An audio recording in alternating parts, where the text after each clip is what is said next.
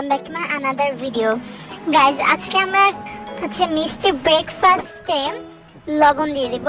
Guys, তোমরা কিন্তু video দেখো কিন্তু লাইক দাও না কেন? গাইজ, তোমরা অবশ্যই লাইক দিবা। ঠিক আছে, চলো শুরু করা যাক।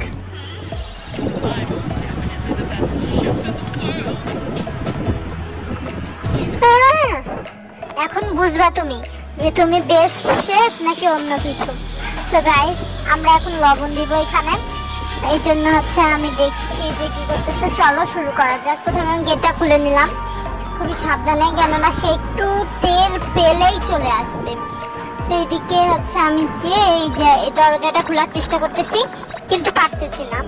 সো এদিকে হচ্ছে এবার আমরা টিভি রুম দিয়ে যাবো আর কি। সেই জানালাটা খুললে গাইজ খালি আমি এদিকে সরে যাই, এই জন্য আমার আবার এইভাবে যাওয়া লাগে।